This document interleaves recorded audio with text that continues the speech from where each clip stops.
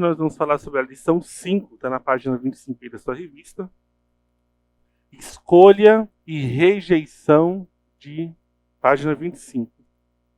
Escolha e rejeição de Saul.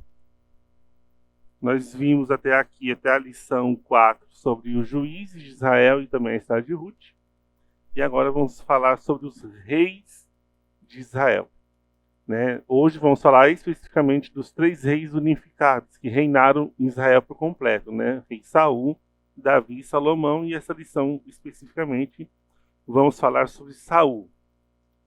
E é interessante aqui ó, em Samuel, 1 Samuel 9, 15 a 17... ora o Senhor um dia antes de Saul chegar, o revelar a Samuel, dizendo: amanhã a estas horas te enviarei um homem da terra de Benjamim, o qual ungirás por príncipe sobre o meu povo de Israel. Lá no finalzinho do versículo diz: o Senhor lhe disse: eis o homem de quem eu já lhe falara. Então o primeiro rei de Israel, a gente viu na queda dos juízes, de que o povo já não queria mais ser governado por juízes, e Samuel, que era o último juiz, profeta que unge Saul e Davi, eles não queriam que os filhos de Samuel liderassem o povo por serem muito corruptos. Então o povo pede a Samuel um rei, e é interessante, até uma correção, muitas vezes eu já preguei falando isso, a gente ouve muitos pregadores falando isso, de que Saul foi escolha do povo. Mas não, Saul foi escolha de Deus, né? Olha só que Deus diz o texto: te enviarei um homem da terra de Benjamim, o qual ungirás por príncipe sobre o povo de Israel. Deus enviou Saul para Samuel ungir. E o Senhor lhe disse: eis o homem de quem eu já te falara. Então Deus foi indicado, Saul foi indicado pelo próprio Deus para se tornar rei. Não foi escolha do povo, foi escolha do próprio Deus, né? A gente vai falar um pouquinho sobre isso. Então ele foi escolhido e capacitado por Deus. Se você for olhar a história de Saul, você vê que ele chega a profetizar no meio dos profetas. Ele teve várias vitórias, mas Saul fracassou no final. Né? A escolha e o coração de Saul. Primeiro ele foi escolhido, e assim como outras pessoas na Bíblia, liderança na Bíblia, ele era um improvável. Ele saiu de um lugar improvável, né? Ele não era um representante do clã mais poderoso de Israel, das tribos. Ele mesmo fala: eu sou da menor das tribos de Israel, e a minha família é a menor de todas as famílias da tribo de Benjamim. Vocês lembram que quando falamos sobre os juízes, teve uma guerra contra a tribo de Benjamim, ele foi quase reduzido a 0?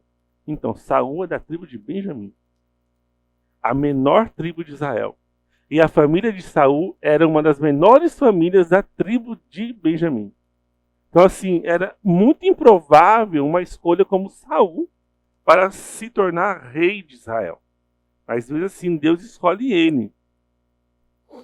Olha só, depois de Deus falar com Samuel, mostrar para Samuel que era Saul que era para se tornar rei, Samuel reúne as tribos e vai usar aquele Urim e Tumim para poder definir realmente quem será o rei. Aquele jogo de sorte, assim como a gente vai ver lá em Atos. E, olha só no texto aqui: tendo Samuel feito chegar todas as tribos, foi indicada por sorte a de Benjamim. Aí dentro dessas, quando vai sorteando, você lembra que lá em Acã, quando Acã é descoberto, eles fazem a mesma coisa? Para Deus falar quem é que tinha pecado? Aqui eles fizeram a mesma coisa para Deus definir qual era o rei. E caiu por Saul. Foi indicado Saul, filho de Quis. Então, Deus falou para Samuel, através da escolha, Saul foi indicado para se tornar rei. E é interessante que quando foi procurar Saul, não acharam Saul. Por que não acharam Saul? Estando ele no meio do povo, perguntaram: onde é que está ele? E o Senhor respondeu: ele está escondido no meio da bagagem. Deus respondeu: ele se escondeu. Saul já sabia que se ia tornar rei, porque já tinha falado antes. Quando foi fazer a escolha do rei, ele pega e se esconde. Isso aqui é um detalhe muito importante, porque se vocês repararem na história que nós estudamos de Esaú e Jacó, a Bíblia diz que Esaú desprezou a sua primogenitura. E você vai ver aqui Saul meio que não querendo isso também. É uma indicativa. Estando ele no meio do povo, era o mais alto e sobressaía de todo o povo do ombro para cima. Saul era o mais alto de todos. Podia pegar todos os homens de Israel, Saul era o mais alto do ombro para cima. Né? Então nós vemos aí que essa autoridade que Deus constitui em Saul não é uma coisa humana, mas foi o próprio Deus que definiu Saul como rei. Né? Então depois dessa sorte que foi lançada, realmente definiu-se Saul como rei de Israel. Mas existiam algumas pessoas dentro das tribos de Israel que não queriam, não aceitavam a liderança de Saul. Olha lá em 1 Samuel 10. Declarou Samuel ao povo o direito do reino, escreveu no livro e o pôs perante o Senhor. Então despediu Samuel todo o povo, cada um para sua casa. Olha só interessante. E foi com ele uma tropa de homens cujo coração Deus tocara. Saul era tanto uma liderança de Deus que Deus tocou homens dentro do povo de Israel para se tornar a guarda real de Saul. Mas os filhos de Belial disseram: como poderá este homem salvar-nos? E o desprezaram e não lhe trouxeram presentes. Porém Saul se fez de surdo. Quando fala aqui filhos de Belial, gente, Belial, o significado da palavra Belial é inútil. Toda vez que você ouvir a palavra Belial na Bíblia, ela vai ter uma conotação de ter aquela pessoa inútil, murmuradora, pessimista, que não serve para nada, só serve para causar problema, é os filhos de Belial. Parece que existem até hoje. Por incrível, Belial. A confirmação do reino. Então, depois dessa ocasião que Saul é escolhido rei, os amonitas cercaram a cidade de Jabes de Gileade. E os anciãos da cidade pediram uma semana de prazo para responder os amonitas e pediram socorro a Saul. E o Espírito de Deus, então Deus agora vai tirar Saul do esconderijo dele, porque Saul voltou para a casa dele e continua vivendo do mesmo jeito. O cara foi ungido rei. E ele voltou para casa como se nada tivesse acontecido. Como é que uma pessoa que é ungida rei faz isso? E assim, tudo indica que Saul tinha um coração tão bom. Mas os detalhes podem nos mostrar coisas diferentes. Primeiro, ele se esconde na bagagem, sabendo que ia ser escolhido rei. Agora ele é escolhido rei e ele foge para a casa dele, fica escondido na casa dele. Os anciãos agora vão atrás dele, porque a gente está em guerra, você tem que nos ajudar, você é o rei. Então o Espírito de Deus se apossou de Saul, quando ouviu essas palavras, e acendeu-se sobre modo a sua ira. Ele pega um animal, uma junta de bois, corta em pedaços e manda para cada tribo de Israel assim: olha, quem é por mim vai vir agora. E juntou todo o povo ali com Saul para guerrear contra os amonitas. E a liderança de Saul foi logo testada no campo de batalha. Ele vence e consegue ganhar aquela guerra. Depois que ele vence e volta e todo mundo vê que ele realmente é um grande líder, que ele conseguiu liderar uma guerra e venceu essa guerra, então todo mundo agora, sim, ele realmente é o rei. Mas disse o povo a Samuel. Então o povo fala assim: olha, a gente realmente vê que ele é rei. Agora Samuel, faz o seguinte: junta aqueles filhos de Belial que não queriam que ele fosse rei, traz eles para cá que a gente vai matar eles. Mas Saul intervém, não é para matar ninguém, porque hoje é dia de vitória e não tem por que a gente derramar sangue israelita aqui no solo. Então o que acontece? Ele não mata esses filhos de Belial, mas vão ali a Gilgal e eles renovam ali a aliança do reino. Então, o chamado de Saul, ele tem indicação de Deus, ele tem essa renovação da parte de Deus ali em Gilgal junto com o profeta.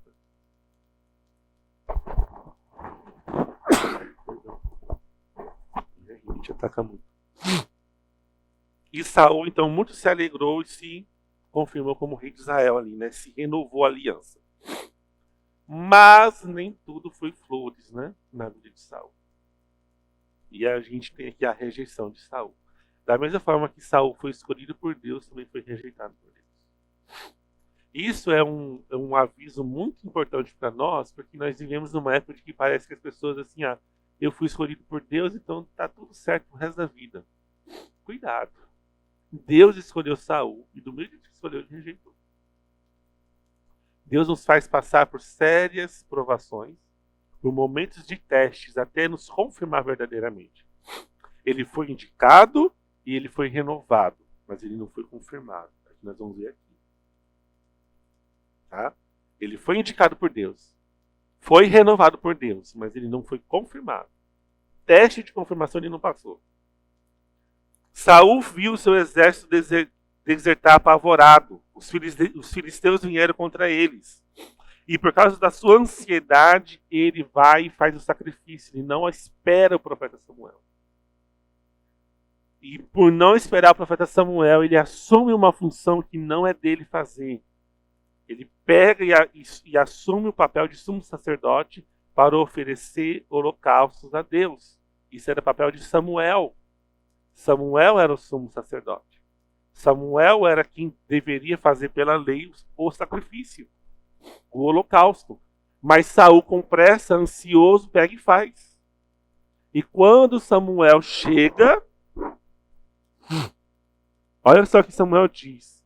Pois teria agora o Senhor confirmado o teu reino sobre Israel para sempre. Deus estava testando Saul. Era um teste. Vamos ver se ele realmente me obedece. Vamos ver se ele realmente é fiel a mim, para mim poder confirmar que ele vai ser rei. Mas ele não confirma. Porque Saul desobedece ao Senhor. Samuel fala assim, é melhor obedecer do que sacrificar. Estava sendo testado. Então ali, a atitude de Saul mostrou a sua fraqueza de caráter e a sua inconstância. E ele mostrou a sua falta de fibra para ser rei.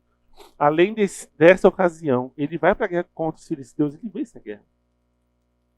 Depois ele vai lutar contra outros reis. E a ordem foi dada, olha, você vai matar todo mundo, você vai pegar todos os despojos e vai queimar tudo. Beleza? Beleza. Ele vai vencer a guerra, o que ele faz? Traz o rei vivo. E pega os despojos para dar para os soldados. Samuel chega e pergunta, e aí Saul, fez tudo? Conseguiu? Deus deu a vitória? Deu? Matou todo mundo? Matou todo mundo? Matei. Que barulho é esse que eu estou ouvindo então? Esse mugido aí de animais. Não, nós separamos o melhor para dar para o Senhor. E o rei esperamos você para matar ele. Para matarmos ele na sua presença. E Samuel falou assim, você está muito enganado. Você desobedeceu de novo. Era para matar todo mundo e queimar tudo. Você não fez. Pela segunda vez você desobedeceu. Os israelitas venceram a guerra, mas Saul saiu com seu prestígio arranhado. O prestígio de Saul foi arranhado por causa da sua desobediência. Então o que a gente aprende muito sobre o chamado e a rejeição de Saul? Deus pode nos chamar, Deus pode nos renovar, mas Ele precisa nos confirmar ainda. Então cuidado, irmão. A gente não sabe se a prova que nós passamos é uma prova de confirmação ou não. Deus não pode nos achar rejeitados. Por isso que obedecer é sempre o melhor. Né? Olha só o que diz o Senhor a Samuel. Arrependo-me de ver constituído Saul rei. Ou seja, Saul foi escolhido por Deus mesmo, não foi escolha humana. Tem gente que fala assim, Saul foi escolha dos homens, Davi foi escolha de Deus. Não. Os dois foram escolhidos por Deus. Mas um não passou nas provas, o outro passou. Então, Deus fala para Samuel, Samuel, eu já estou levantando um rei agora, um homem segundo o meu coração. Então você vai lá para Belém, na casa de Jessé, e lá eu vou te mostrar o próximo rei de Israel. E ele chega ali, então unge Davi. E uma mudança espiritual aconteceu. Começou a acontecer. Não foi uma mudança política. Porque Saul, Davi e Salomão reinaram a mesma quantidade de tempo, 40 anos cada um. O reinado de Saul foi 40 anos, o de Davi foi 40 anos e o de Salomão foi 40 anos. Todos reinaram a mesma quantidade de tempo. Mas quando Deus unge Davi, uma mudança espiritual começou a acontecer no reino. O Espírito de Deus tira de Saul e coloca em Davi. Quando Davi é ungido o rei, ali ainda quando é adolescente, na casa de seu pai, o Espírito Santo que estava sobre Saul sai e agora coloca sobre Davi. Olha o texto. E daquele dia em diante, o Espírito do Senhor se apossou de Davi. Tendo-se retirado de Saul o Espírito do Senhor, da parte deste, um espírito maligno atormentava. Gente, olha o que Deus fez. Foi Deus que fez isso. Deus tirou o espírito de Saul e colocou em Davi. E quando ele tira o Espírito Santo de Saul, Deus coloca um espírito maligno no lugar. Deus colocou um espírito maligno. Não foi o diabo que colocou e não foram os homens. Foi o próprio Senhor que enviou o espírito para atormentar Saul.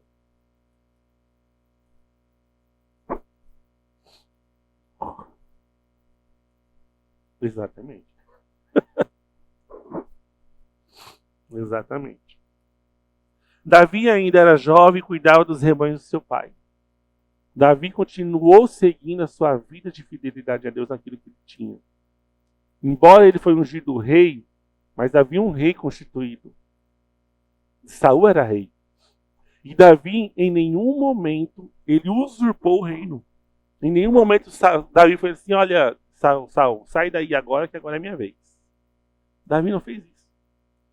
Porque Davi sabia que quem tinha colocado Saul no trono foi Deus.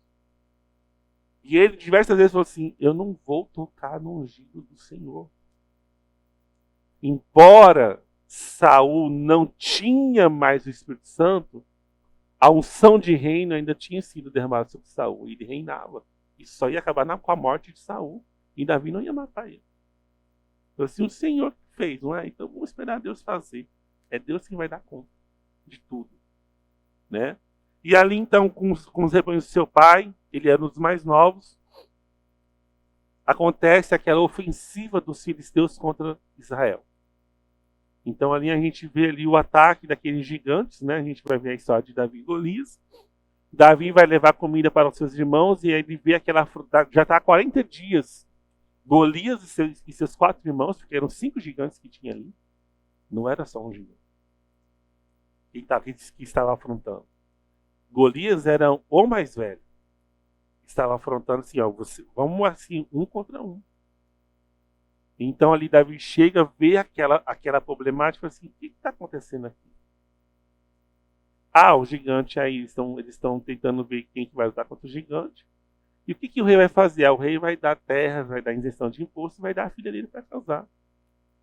Assim, então pode deixar que eu vou lutar. Ele vai para Saul, pede para Saul lutar, Saul desdenha dele, mas você não é pequeno, você é um moleque ainda, como que você vai lutar contra ele? Mas então ele pega a armadura, não serve, ele vai mesmo com a sua roupa de pastor e pega 5 pedras no ribeiro de Querite. E aqui tem uma observação, ele não pegou 5 pedras porque ele estava com medo de errar. Ele era de Belém, os belemitas eram ótimos com fundas, eles não erravam. Ele pegou 5 pedras porque tinha 5 gigantes para derrubar. Não era só Golias, era Golias e 4 irmãos. Tanto é que quando a gente vai ler o livro de Crônicas mais à frente, quem mata esses 4 gigantes depois são os valentes de Davi. Então Davi ele pega 5 porque ele sabia que ele ia matar Golias. As outras 4 eram para matar os outros. Se viesse contra ele ia matar também. Pode acertar nos outros também. E ele não matou o gigante com a pedrada, ele só derrubou e desacordou Golias. Ele pega, joga, ele fica tonto, cai, desmaia, aí ele chega perto, pega a espada de Golias e corta a cabeça fora. O que matou Golias não foi a pedrada só foi para desacordar ele. Davi vai lá e corta a cabeça dele com a espada depois. Então Davi ele vai com muita coragem e certo do que ele deveria fazer, né? Tem gente que fala assim, as 5 pedras de Davi, a primeira pedra era para fazer não sei o quê. Não, é porque tinha 5 gigantes, ele queria matar os 5 logo do cara logo. Mas aí ele matou um que era mais poderoso, o outro fugiu. Não deu tempo de matar os outros, né? Viu que não deu bom pro Golias, os outros 4 abriu na braquiária e deixou o outro para trás, né? Só que depois desse acontecimento, o que é que acontece? Acontece que acontece até hoje, né, gente? As pessoas, o povo fala muito, né? E aí o que é que acontece? Começa a cantar uma musiquinha, né? Se fosse hoje ia virar um meme no Reels do Instagram, no TikTok, né? Saul matou seus milhares, mas Davi matou seus 10 milhares. E essa era a musiquinha que começou a cantar Israel. Isso leva Saul à fúria, com inveja e ciúme de Davi. Uai, por que deu só milhares para mim e deu 10 milhares para Davi? O que lhe falta agora no seu reino? Olha só o que surgiu. Aí, o que a influência maligna faz com a gente? O pensamento começa a ser construído. Em vez de ficar feliz, nossa, fomos libertos, o menino, o cara venceu, né? Que legal, que top, não. A ideia dele é assim, não, agora esse menino aí vai querer me tomar. Vai querer tomar meu lugar. E ele mergulha nesse ciúme e nesse ódio contra Davi. E Davi, mesmo assim, não vai lutar contra Saul. E nessas perseguições, né, a gente vai ver isso depois na história de Davi. Aqui é mais sobre Saul. A morte de Saul. Antes da sua última batalha contra os filisteus, surgiu uma nova batalha. O que Saul faz? Para poder finalizar com a bagaceira, não importasse tudo que ele já tinha feito de ruim, para pôr a cerejinha, ele vai e consulta uma necromante antes da guerra, querendo falar com Samuel. Samuel já tinha morrido. O que é uma necromante? Consulta os mortos. E este foi o último dos abomináveis pecados de Saul, né? Ele vai para a guerra, não consegue vencer a guerra, vai morrer, ele pede que o seu escudeiro o mate. O escudeiro se nega a matar, e ele, não querendo ser uma vergonha para Israel, ele pega e se deita em cima de sua espada e se mata, e comete suicídio, né? E é interessante que os filisteus acham o corpo dele, também pegam o corpo de Jonatas, filho de Saul, também foi morto, cortam suas cabeças, deixam pendurados em estacas. Os homens de Jabes de Gileade, lembra que lá no início a gente vê que quanto os amonitas, os Jabionitas vai chamar Saul para lutar, quando ele realmente renomado como rei. Então esse mesmo povo vai lá de forma furtiva, pega os corpos dele para poder fazer um sepultamento digno e jejuma por ele por 7 dias. E assim termina a história do rei Saul. Uma história que começou muito bonita, mas por causa da desobediência, da infidelidade a Deus, ele vive uma vida quase o restante da sua vida inteira sendo atormentado por um espírito maligno, atormentado pelo ciúme, pelo ódio por Davi, e acaba se matando, né, cometendo suicídio. E aqui tem uma frase interessante, aqui na revistinha: oportunidade dada, responsabilidade exigida. É por isso que o apóstolo Paulo vai dizer no Novo Testamento que nós temos que viver e desenvolver a nossa salvação. A salvação é uma oportunidade que Deus nos dá e que nos cobra uma responsabilidade. O chamado de Deus na nossa vida é um presente de Deus, mas também é uma responsabilidade que Ele vai exigir de nós. Compromisso, fidelidade e sabedoria. E é interessante que olha o motivo por que Saul morreu. Não foi porque ele se matou. Assim morreu Saul por causa da sua transgressão cometida contra o Senhor, quando ele sacrifica lá em cima, lá antes. Por causa da palavra do Senhor que ele não guardara. Por causa de quando ele não matou o rei e não destruiu os despojos. E também porque interrogara e consideraram uma necromante. Esses foram os 3 pecados que levou Saul para a morte. A desobediência inicial, porque sacrificou. A desobediência parcial, porque ele obedeceu parcialmente a Deus, não matando o rei. E agora porque ele interrogou uma necromante, o que é proibido para Israel. E assim termina o fim da história de Saul.